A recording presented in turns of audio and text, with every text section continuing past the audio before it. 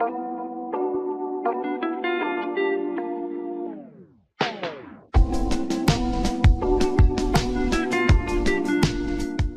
my friends, welcome Coffee and Reactions video channel. I am Mustafa from Turkey and I have new suggestion from Indonesia. Today we are gonna watch very impressive video about Indonesia because this is the title. Indonesia could be Asia's most strategic country. Here is why, and I'm curious about why. Indonesia geostrategic centrality. So okay, we are gonna watch this video from Kamome YouTube channel. Thank you my friends for this video. I'm curious about it and let's start. The Indo-Pacific has become the single most geopolitically relevant region in the world. Okay. Heavy and middleweight global players like the US, China, India, and Japan sit at its fringes, making this region central in their security policies. Perhaps the most critical area in this region is Southeast Asia.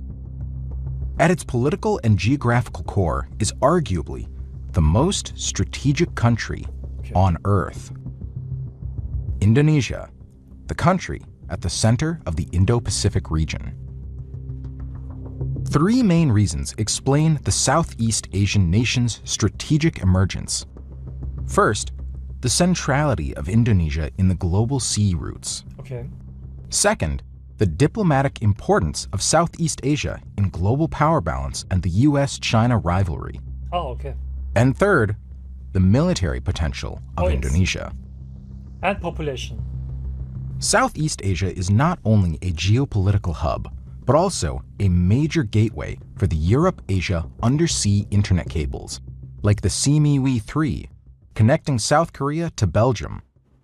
Most countries are in fact connected to the internet via multiple sea cables, as these offer better protection to disruptions and tapping than land-based ones. Okay. These are critical pieces of infrastructure and are therefore thoroughly secured. Just like whole nations, people need to make sure their own lines of communication are secure. And Atlas VPN provides powerful tools to make your browsing both safer and more enjoyable. Okay. Atlas VPN is now offering our viewers an 82% discount for one of the best VPN deals around at just $199 per month for their 3-year plan. With the added benefit of a 30-day money-back guarantee, you can protect an unlimited amount of devices and be covered by the added benefit of Atlas VPN's ad and malware blocker. Being a total gearhead myself, I love watching the guys over at Top Gear, which, thanks to Atlas VPN, is available pronto on Netflix UK. Some say that even the Stig uses Atlas VPN and that he is a Korean Netflix habitué. All we know is that you can not only watch your favorite Korean dramas like the Stig, but you can also use your VPN to get some great deals, like on flight tickets, hotel bookings, and even your online shopping. Atlas VPN is offering an 82% discount to our viewers, now just $199 per month for their 3-year plan. This offer is for a limited time, so secure this deal by clicking the link in the description box below. And now, back to the video. Okay. So why is Indonesia such a global geopolitical hub? And what does this mean for the future? Well, the first simple answer to these questions is, as always, geography. Indonesia is the world's largest archipelagic nation, formed from over 16,000 islands, spread over an area of more than 3 million square miles. Indonesia is comprised of only 5 main islands: Sumatra, Java, majority of Borneo, Sulawesi, and half of Papua. It is a surprisingly huge country, extending across 3 time zones for over 3,000 miles, around the same distance from New York City to Lisbon. Wow. Its land... New York to Lisbon, really? Ooh, this is so big. It's really so big. Wow, New York to Lisbon. I've not thinking about it before. Wow. So it is looking like a Pacific Ocean here. Ooh. Borders are with Malaysia, Papua New Guinea, and East Timor. Other neighboring countries include Singapore, the Philippines, Australia, and India's Andaman and Nicobar Islands.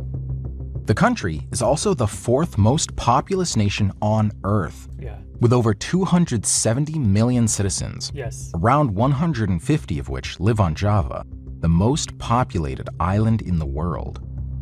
The sinking capital, Jakarta, accounts itself for around 10 million residents.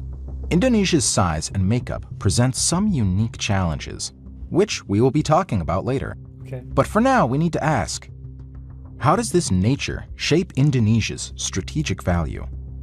Indonesia's first strategic value lies in its central position in global sea trade routes. Specifically, its choke points act as gateways, connecting and potentially shutting the access between Indian and Pacific Oceans. Okay. The majority of the trade traveling between the Indian and Pacific Oceans passes partially or fully through Indonesia's territorial waters. This strategic value is only compounded by the many choke points that lie at the entrance and exit of these critical waterways. It seems that no matter what it is or where it is traveling, all goods are eventually forced through Indonesia's 4 major choke points at some point in their life cycle. Routes starting at the oil-rich Persian Gulf or destined for Europe are funneled through the Malacca Strait. Those between Asia and Africa typically sail through the Sunda Strait, Yes. while deep draft tankers and bulk carriers prefer the deeper waterways of the Lombok and Ombai-Wetar Straits. Okay. It has been estimated that around 50% of global trade by tonnage passes through these sea lanes each year. Especially these places must be very busy. Their sea traffic must be very busy, my friends, because this is looking like the shortest route from the Europe. Okay. And for some resources, this dependence is only amplified. For example, it is estimated that 80% of China's oil imports pass through the Malacca Strait, and that figure rises up to 90% for Japan and South Korea. As Asia's markets continue to develop and their role in the international trade route continues to boom, Indonesia's strategic role over the world's maritime trade is only set to grow. However, 2 main threats hang over these stretches of water, which actually bolster Indonesia's influence as it is encouraged to take an increasingly active role in policing them. First, these straits are vulnerable to active blockage and piracy. Second, these waterways Piracy? Really? I didn't know that. Is that piracy? I didn't know that before. Okay, this is very interesting. are already struggling with congestion, which may only escalate in the future as trade volumes and the size of ships that service them continue to grow. Strict safety regulations and continuous trans-regional police controls have kept these stretches of water relatively safe and accessible to this point. Okay. However, with a forecasted rise in the domestic consumption of goods and resources in all Asian nations in the upcoming decades, increasing trade is presumably the most critical challenge for these straits. Currently, the Malacca Strait is one of the most important choke points on Earth. Yes. Around 10,000 ships pass through the strait every year. But its relatively shallow waters place a natural limit on the size of vessels that can use it. Oh, okay. For larger vessels, the only alternatives to the Malacca Strait are also all choke points in Indonesia's territorial waters. The closest is the Sunda Strait, sitting between the islands of Sumatra and Java. This stretch of water, which itself is only around 15 miles wide and 50 miles long, already services an average of 3,500 ships, transporting around 15 million metric tons of cargo per year. A more popular choice for the largest vessels is the Lombok Strait. With an average depth of 150 meters and 11 miles of width at its narrowest, this route offers a far safer alternative to the large tankers and bulk carriers. Okay, I see. For this reason, it is the When I first see the route, I was thinking that why the ships were preferring to go from here, because these up places were shorter. So this is why larger tankers, larger ships using this route. Okay, I understand it now. second most popular of these choke points, with an average of 3,900 ships annually transporting around 140 million metric tons of goods per year. at a combined value of 40 billion US dollars. The third major strait is the Ombai-Wetar, between the island of Timor and Wetar. Okay. This passage is extremely deep, making it favorable to the ultra-large crude carriers. Okay. Indonesia is a vital player in the world's seaborne trade. Its straits effectively act as valves, connecting and potentially halting the flow of goods between the Pacific and Indian Oceans. This gateway role is also important in explaining why the US and China have turned to Jakarta in search of an ally for their ongoing geopolitical competition. Okay. Being the center of the Indo-Pacific region, Indonesia is also at the crossroads of multiple and often conflicting goals of some of the world's largest powers. By far the most influential in this region, China has pushed for the expansion of its economic and diplomatic influence through the Belt and Road Initiative since 2013. As its land section unfurls through Central Asia all the way to Europe, its maritime version covers the whole of Southeast Asia, the Middle East, and Africa.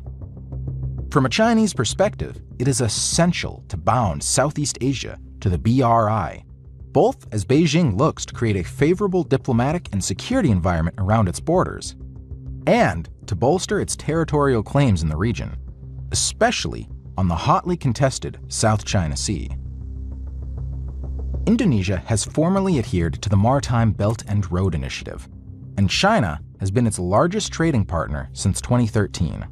In 2019, this trade had a value of around 72 billion US dollars, and now accounts for 43% of Indonesia's foreign trade. By comparison, that's almost the equivalent to its combined trade with the US, Japan, and India. The rise of China's economic and military clout has shifted the global balance of power towards Asia.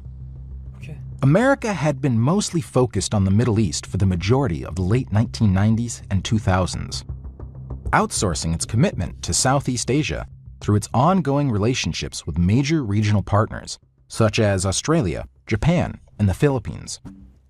This largely changed under the Obama administration's Pacific Rebound and famously COI pivot to Asia, which was bolstered under the Trump and Biden administrations. Okay. As part of this, Indonesia was one of the few Southeast Asian nations to receive the green light from the US State Department to receive American weaponry.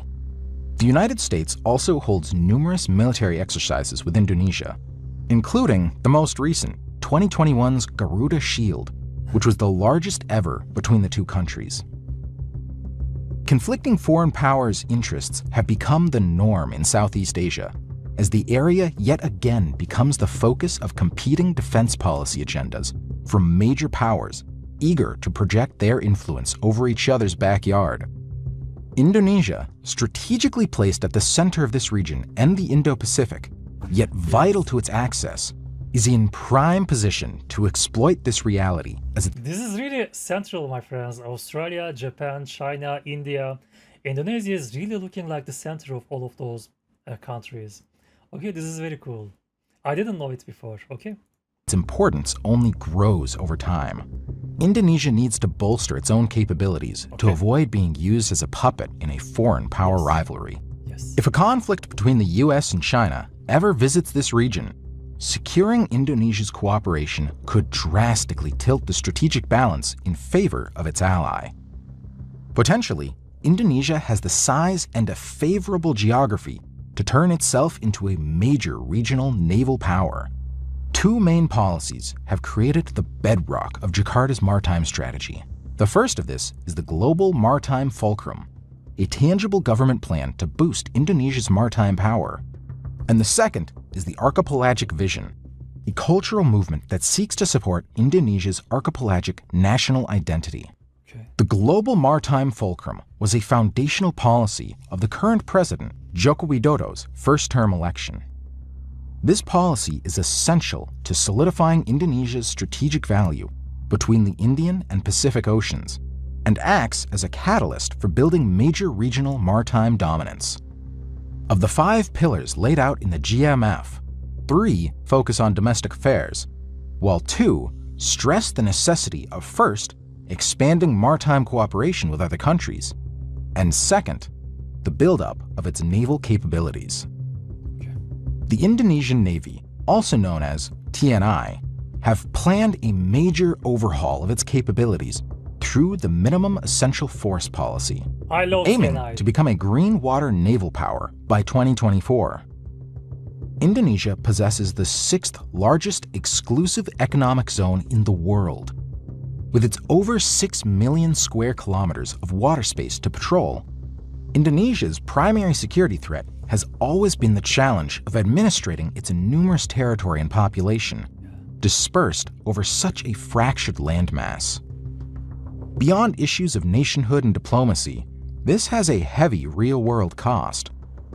For example, it is estimated that illegal fishing costs Indonesia's economy around $3 billion per year, and its piracy is such a critical issue that Indonesian waters have accounted for around 20% of global piracy attacks in 2017. Wow. Piracy has also spilled beyond Indonesia's domestic security, to the point where it has been a major issue in Jakarta's relationship with Australia for years. Many analysts agree that Indonesia lacks a force capable of performing basic surveillance and reconnaissance of its vast internal waters, let alone projection far from its shores. I didn't know that piracy was that serious in Indonesia, my friends. I really had no idea about it. So this is why Indonesia trying to strengthen its naval forces. Indonesia is always trying to buy new ships, new frigates to strengthen its naval forces. Maybe mostly because of the piracy. Of course, there are threats from the neighbors, but the piracy, wow, I didn't know that. Okay, let's continue. I'm learning many things from this video. A major reason for the country's lack of capable military is rooted in the government's staunch policy on non-alignment. For example, the country operates a blend of NATO, Russian, and even Chinese-made military equipment. American F-16s operate alongside Russian Su-30s and Su-27, and even armed Chinese Ch-4 UAVs. All these machines use different ammunition and parts for repair, Yes. causing their use at an operational level to be complex and expensive.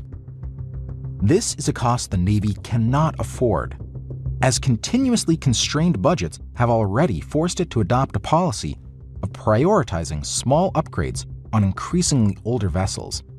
For example, the bulk of its large vessel fleet is composed of 5 Ahmad Yani-class frigates, built around the 1960s in the Netherlands, and the latest addition in the service surface fleets are decades old, decommissioned South Korean Navy corvettes.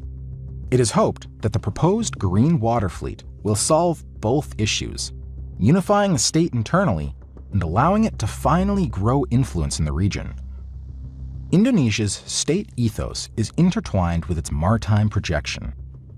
The Indonesian archipelagic vision, also known in the country as Wawasan Nusantara, promotes the development of a united and integrated Indonesian nation.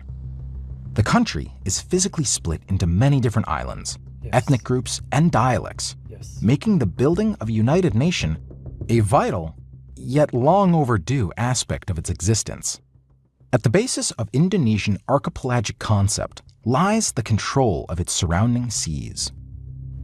Waterways are considered as highways that connect the archipelago throughout, ideally making it one big interconnected island. A lack of capable port infrastructure and transportation investment has created deep contrasts between Indonesia's regional economies, exacerbating regional inequality, entrenching underinvestment, and keeping regional fractures from closing. Smoothing out this regionalism is in part why President Widodo announced in 2019 that the capital of Indonesia would move from Jakarta, an already overcrowded megacity on the main island of Java, where 60% of Indonesia's population currently lives, to Borneo in 2024. Nusantara, The move Ikea. comes at a great cost, and the location is certainly not the most convenient. The island is not only relatively unpopulated, but is also shared with 2 other countries, Malaysia and Brunei. Regardless, President Widodo directly cited the strategic value of the new location as the main driving force for the move. Yes. And it seems like the costs of moving are vastly outweighed by the strategic value that a more central capital will bring to the country. While on this channel we have mainly focused on external challenges to nations, Indonesia is a country that is shaped by internal division. From the outside, its geography would seem to make it one of the most influential countries on Earth. But in reality, this same geography places limitations on its economic and political development. If Indonesia were to fully implement with solid resources its archipelago state and naval goals, it would become a major power in Asia. Okay. Thanks for watching. If you like this video, please share and leave a comment and a like. I love reading through all of your feedback. Also, a big shout out to Atlas VPN for sponsoring this video. Make sure to check out their deal in the description below. Thanks again and have a great one. Thanks, my friends. So this is the end of the video. Thank you, come on my YouTube channel, for sharing this beautiful, very informative video about Indonesia.